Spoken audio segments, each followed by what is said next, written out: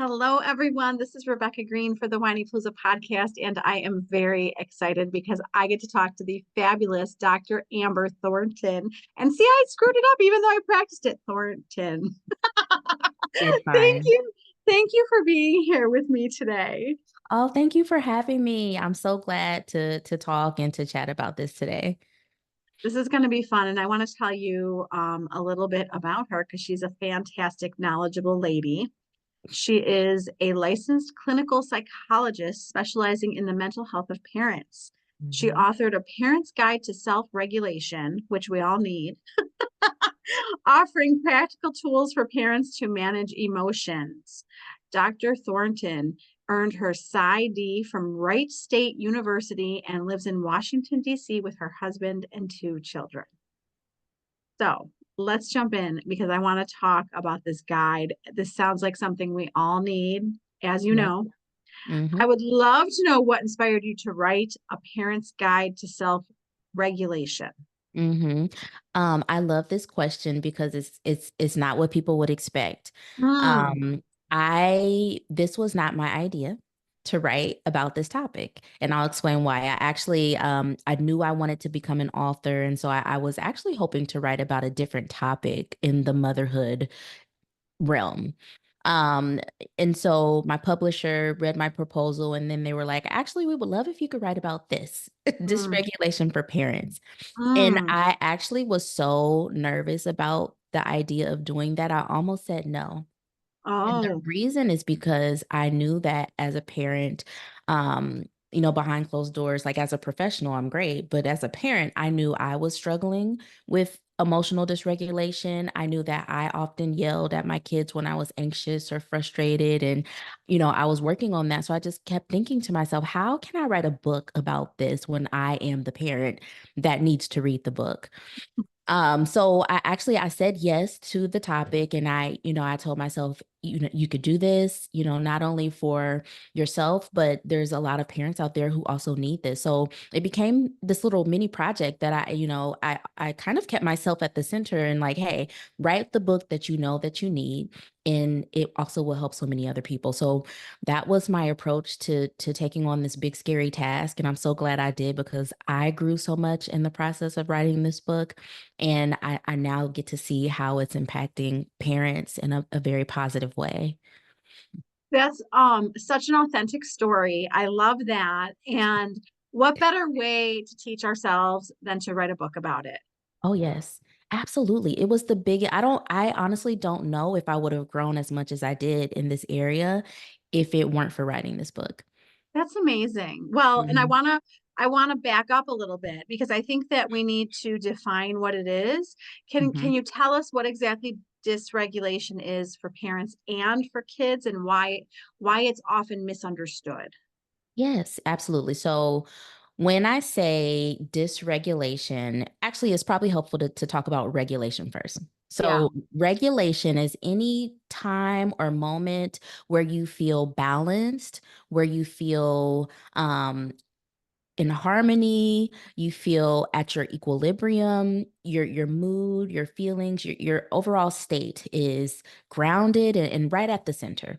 Mm. Basically like your baseline. It could be neutral or it could be slightly below or above, but you're pretty grounded, right in the middle. Yeah. That's regulated.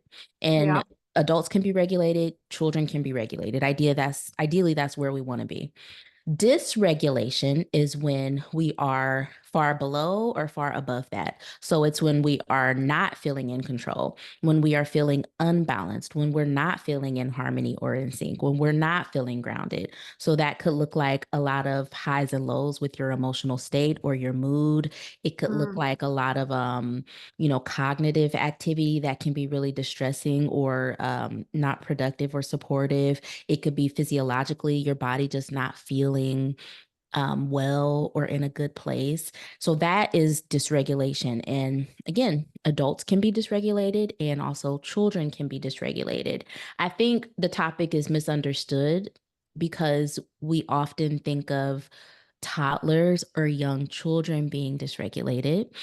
For instance, one great example of a young child being dysregulated is a tantrum. And Mm, we all talk about tantrums. We all know about tantrums. We're all moms here. So that is like prime example. Hey, my toddler is dysregulated because they're having a tantrum. But we don't often think about, well, what is the adult version of that?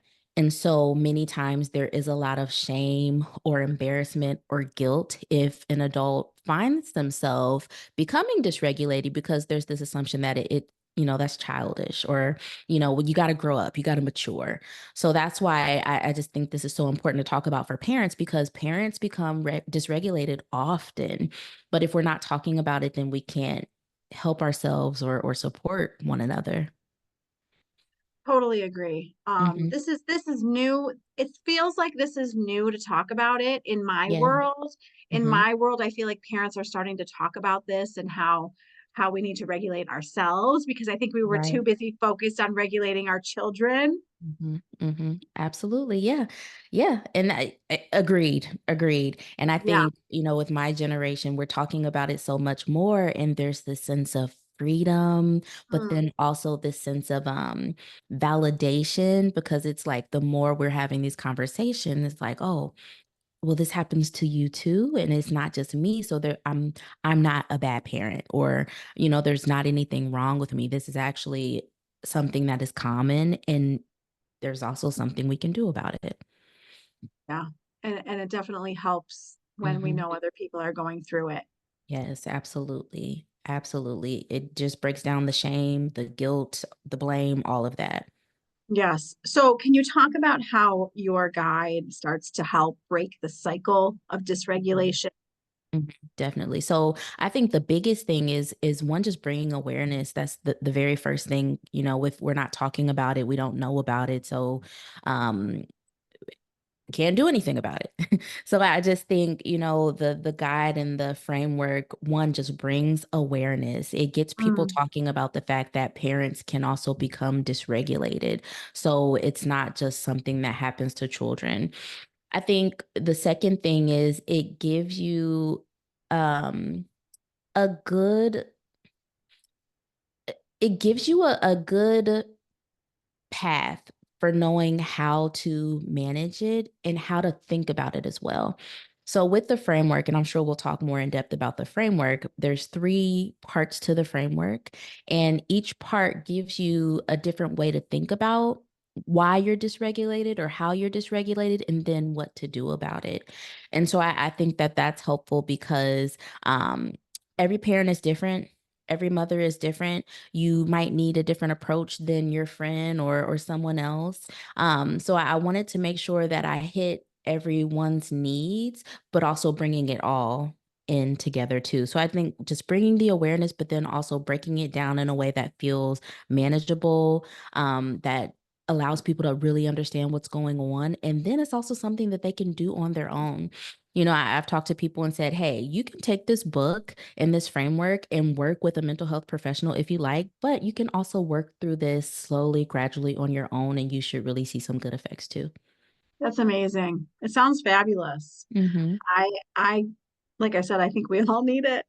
So, can we talk about some of the skills? Can you break Yes. down what some of the skills would be to help us regulate ourselves? Definitely. So I'll break down the framework, the entire framework. Again, it's a three-parter, and the framework is called the PCR method, and Mm, it's a framework that I developed for parents who are dysregulated and who want to become more regulated so that they can better model these skills for their children. So the very first one, it starts with a P, is the practical approach. And with that approach, we're really thinking about what are the very practical, tangible skills that I need in order to identify my parenting triggers, and then also be able to implement a plan for how I manage those things. So I think this is often a really good place to start, because there might be these very concrete moments or very specific times in your day where you're noticing you're a little bit more dysregulated than others. So for instance, I know for many parents, um, a morning routine or an evening routine is often like the moment of the day where it takes the most energy, it takes the most effort, it can be the most stress inducing. Those might be the areas that we identify what the specific triggers are, and then make a plan for how you'll manage that. So, for some parents, this might mean, hey, I recognize that the morning routine is really hectic. I need to give us more time.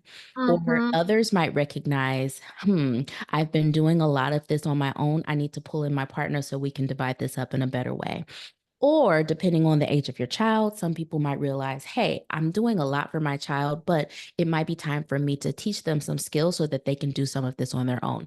So there's a variety of ways that parents can identify, hey, this specific moment in our day or in our family is triggering to me or eliciting high emotion from me.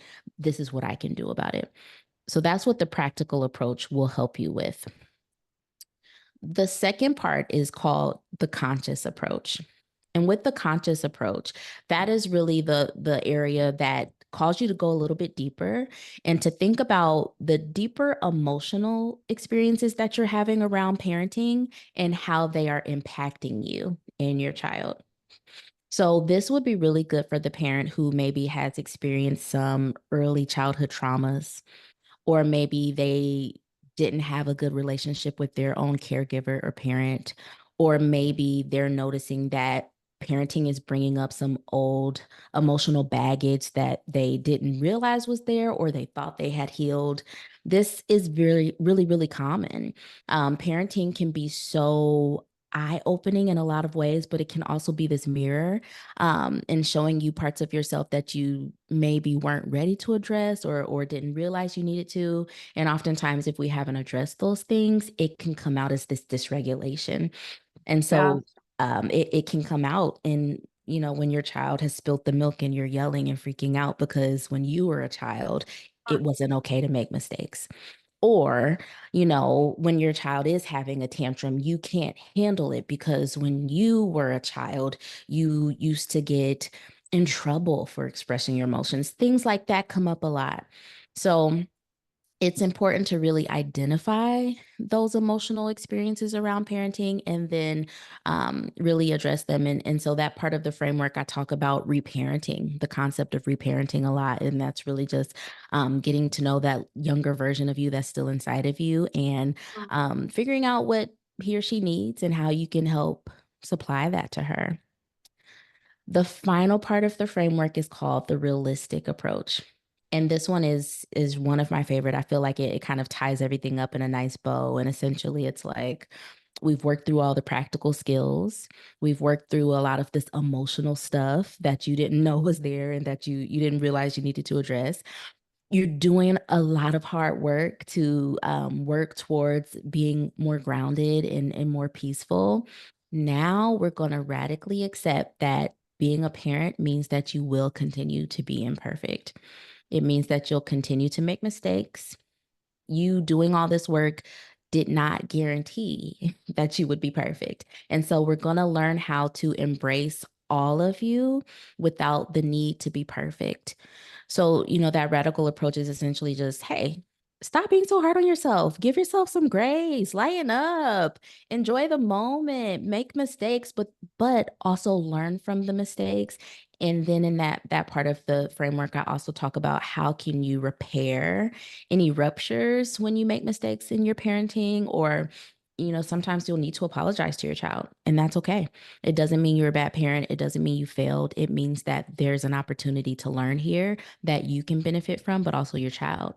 And our children need to see us being imperfect so that they know it's okay for them to be imperfect too. So that is the framework. I mean, you said so many important things in all of that. I mean, that is fantastic. It's such a good framework for us to work from. Mm-hmm. So I want to back up to a few things that you said. Mm-hmm. So you were just talking about repairing. Yes. So we yell at our kids, we make a Mm-hmm. mistake. Mm-hmm. Then what does it look like when we go talk to them and we need to repair what we did? Yes. This is great to talk about because I just think many parents today don't have a good model for how to do this. And this is why I love that we're talking about this on podcasts and online Yes. because I'll say loved my parents so much, don't remember a time they apologized to me.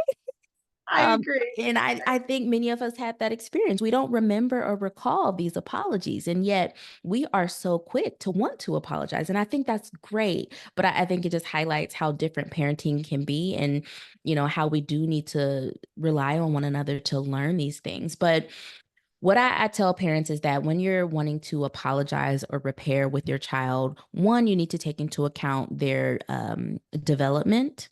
And so development doesn't necessarily mean age, because 2 5-year-olds could be completely different developmentally, but rather, what they are capable of, what they can understand, how they understand things. So take that to account as you're apologizing. So, for instance, if you have a child who may be, isn't as high verbally, you might not want to do a very long, verbose apology. But if you do have a child who connects really well verbally and very expressive in that way, then that could work.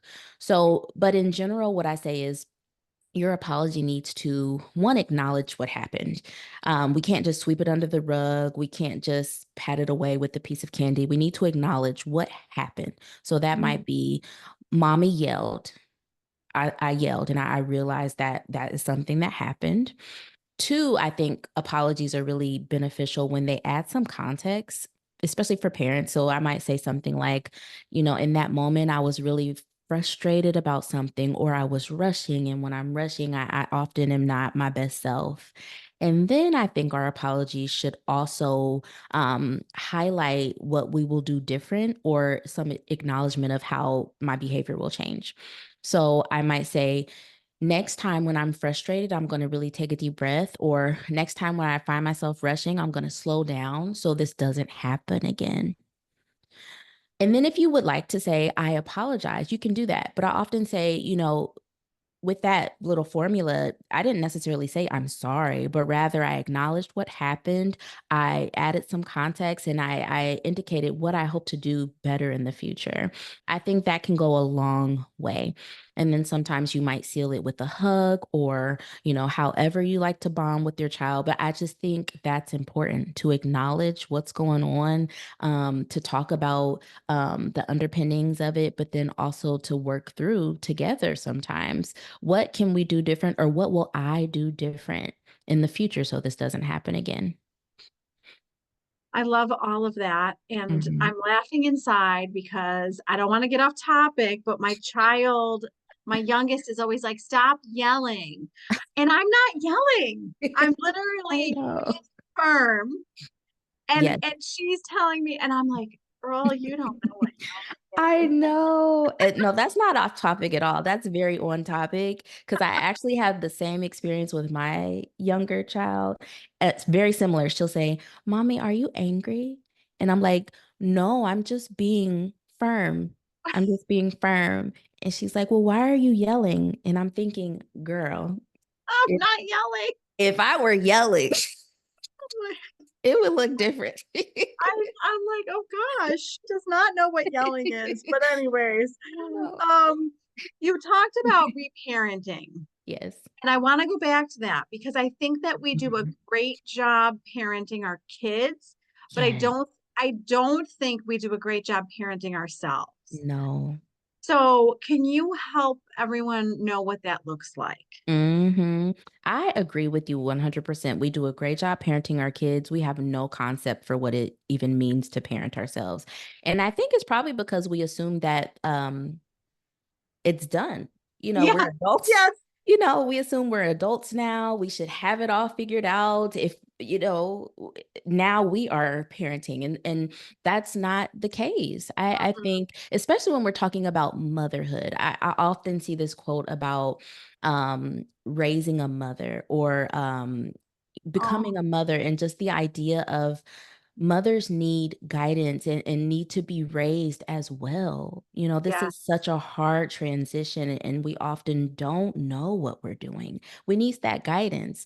And so parenting ourselves is essentially one, acknowledging that you're a human and you still have needs, which I know a lot of parents really struggle with that, but recognizing that you are human, you still have needs, basic and complex needs, and they need to be tended to. But then also, I think reparenting specifically is about thinking of that younger version of you Mm, and what he or she may still need.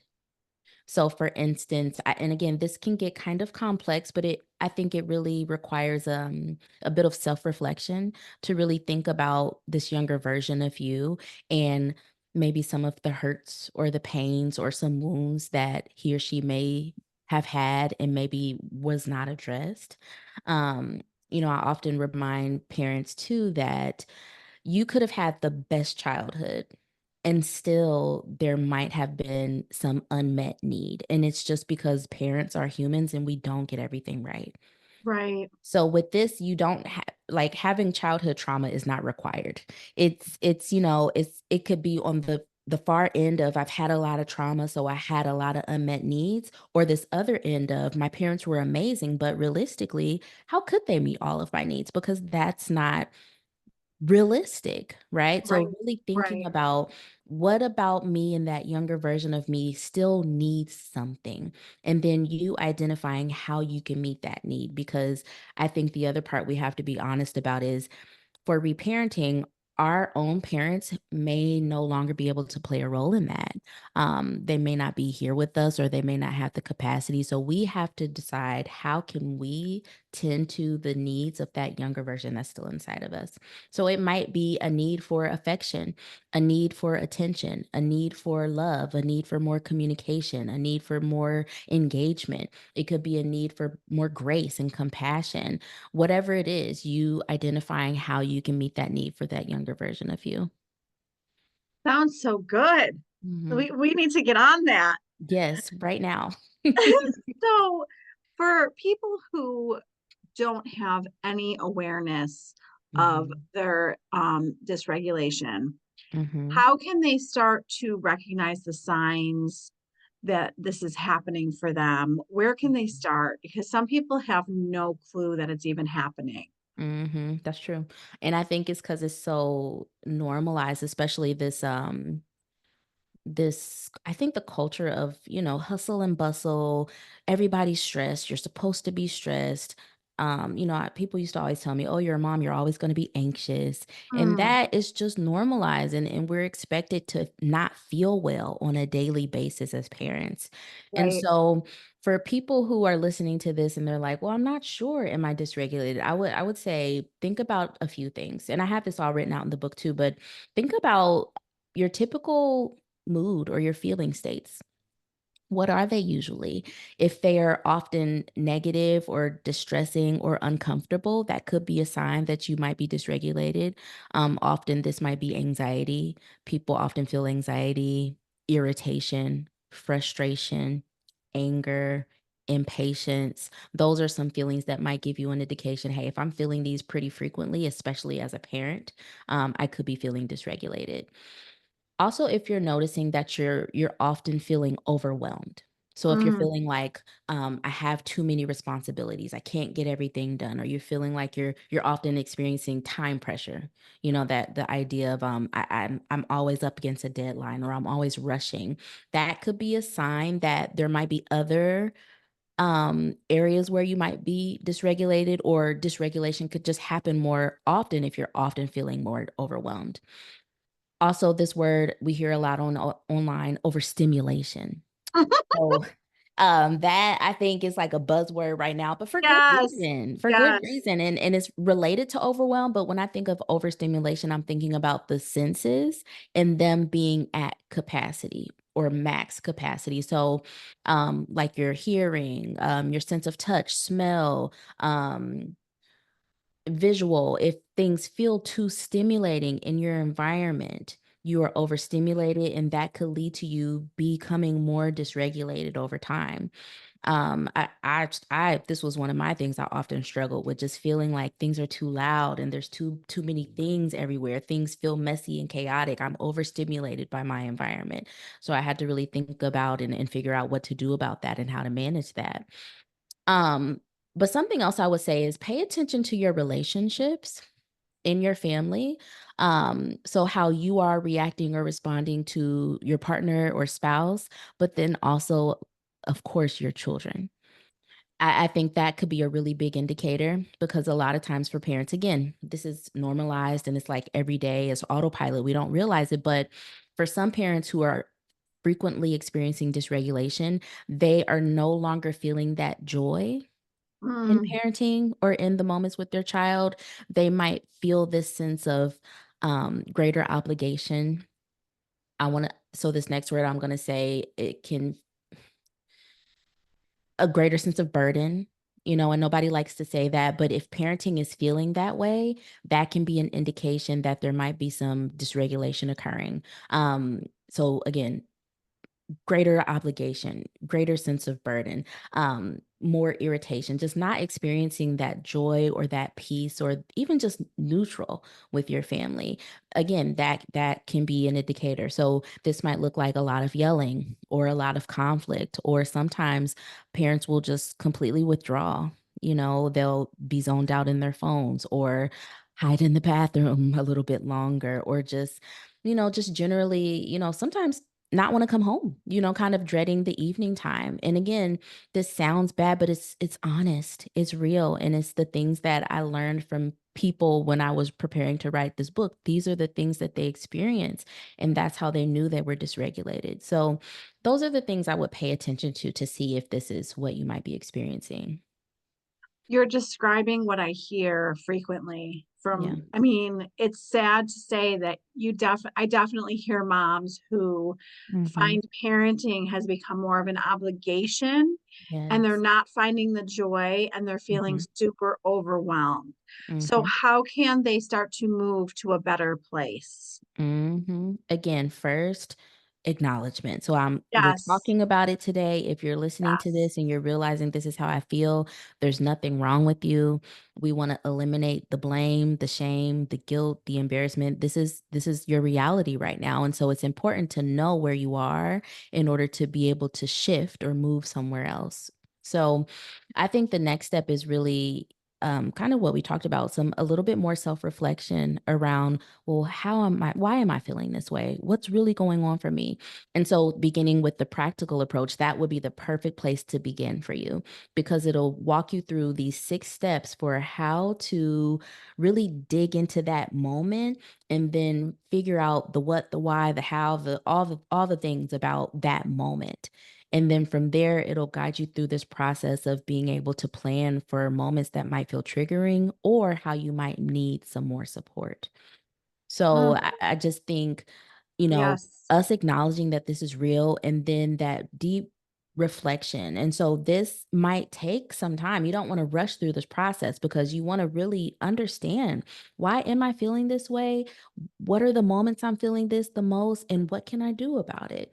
So sitting with it, taking some time to journal, meditation, or just, really reflecting on this with some stillness can really help you to better understand how this is impacting you and what to do next.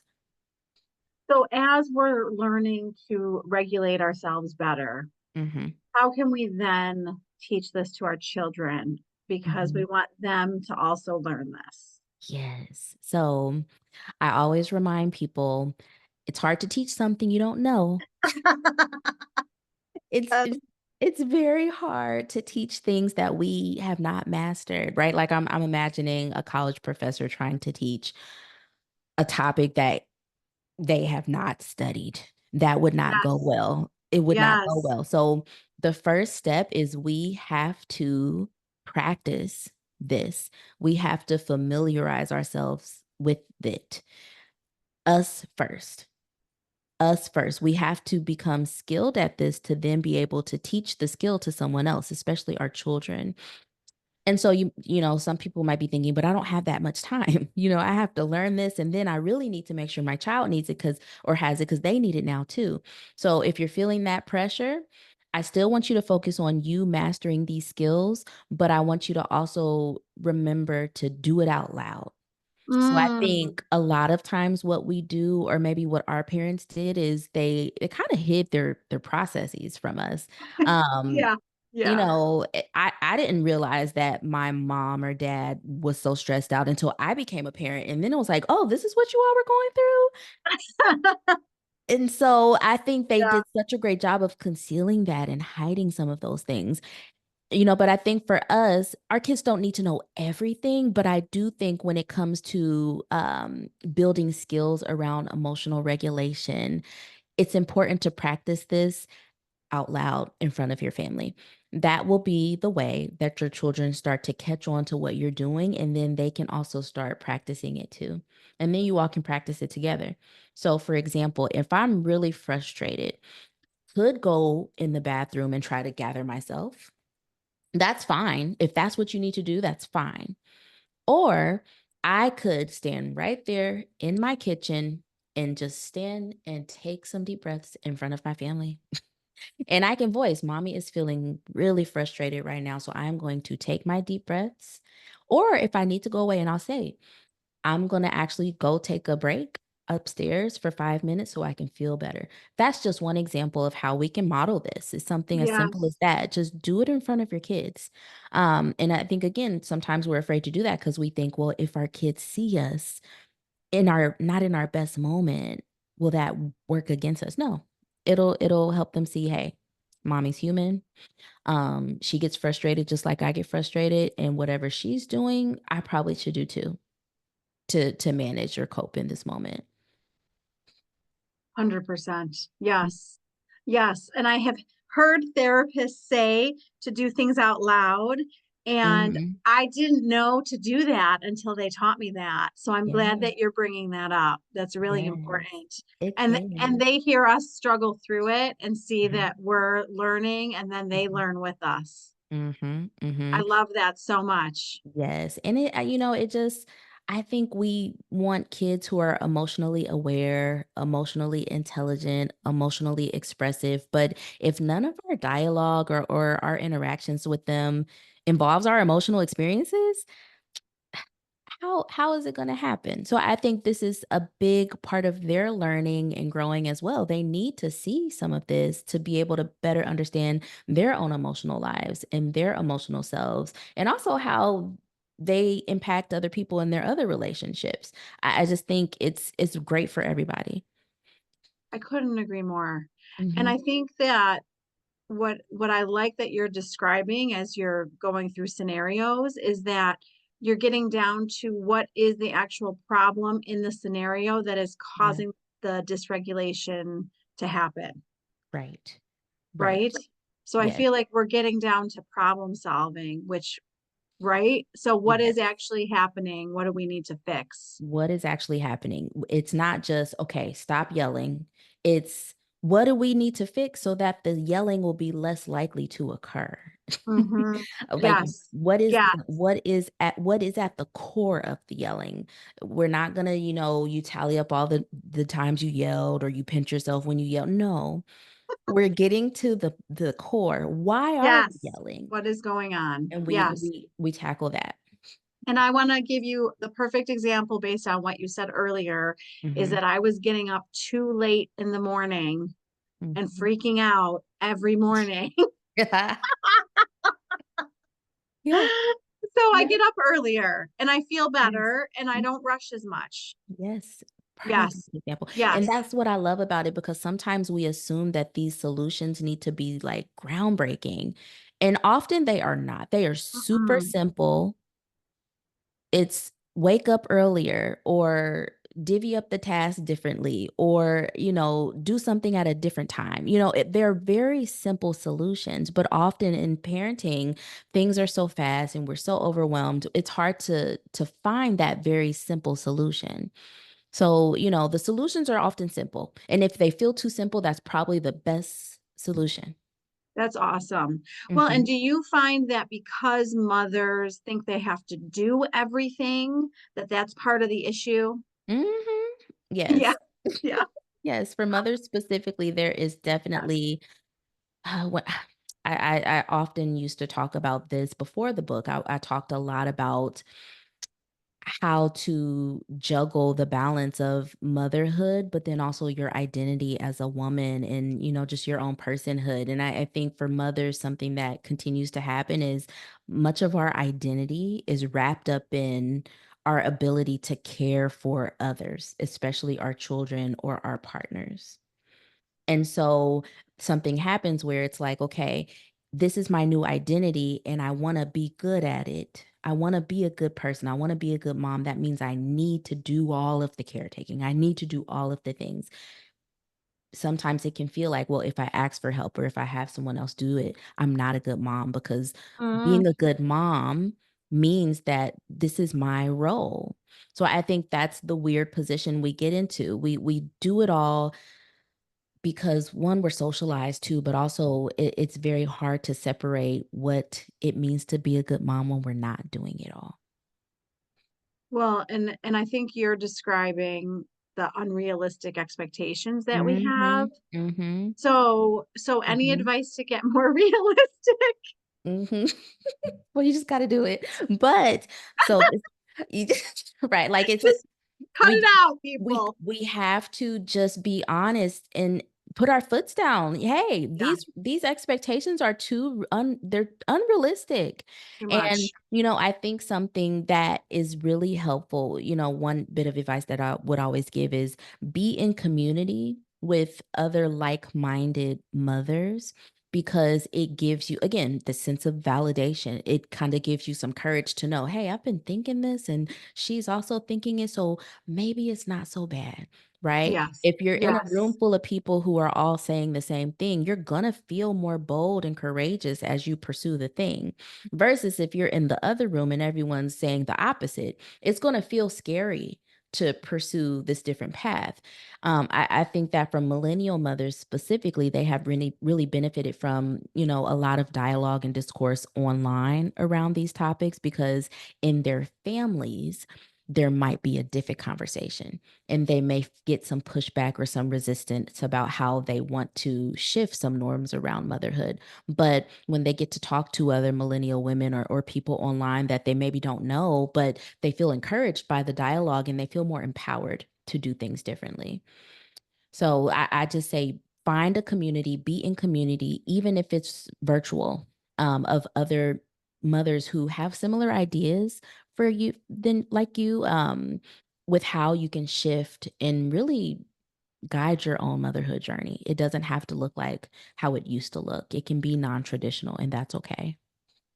Such good advice. You're full Mhm. of such good advice. I feel Aw. like I've asked you so many questions. Do you feel like there's something important that you want to share that I didn't ask you? Well, honestly, I often end on just encouraging mothers and parents to keep going. Parenting is so hard, and I think now finally we're many of us are just being more honest about it. This is the hardest job I've ever had. I tell people I was a psychologist first. Being a psychologist is way easier than being a mom. It's not easy, and yet, we continue to show up, we do it every day, and so if you're feeling like you're failing or you're feeling like you're not, showing up as the mom or the parent you wanna be, I want you to feel encouraged to know that there's resources and support for you. This podcast is a really good one, and us just having this conversation, I hope you feel more validation and encouragement, so, you're doing a great job, give yourself some grace and some compassion, you got this. Oh, that's so wonderful. That's the perfect way to end. Can you tell everyone where they can find you and your awesome book? Yes, absolutely. So, I'm often online. Instagram is my favorite place to be online. So at Dr. Amber Thornton, you can also check out my website, www.dramber.com. And I'm also on YouTube occasionally.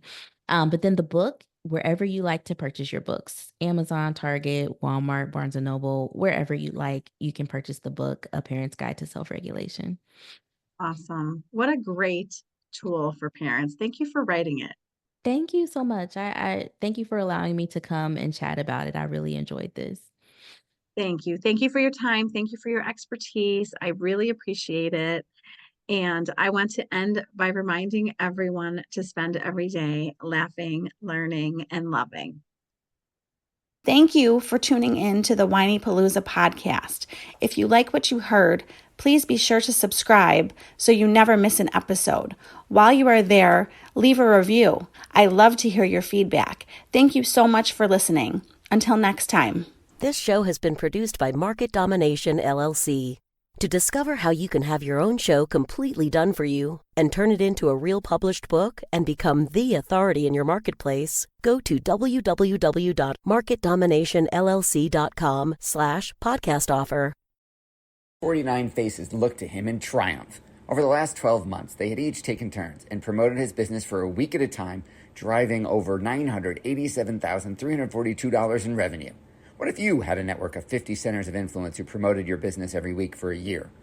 Grab your copy of the #1 Amazon best-selling book, The Ultimate Guide to Growing Your Business with a Podcast, at 33% off the Amazon price by going to ultimatepodcastbook.com. Again, that website for 33% off the Amazon price is ultimatepodcastbook.com.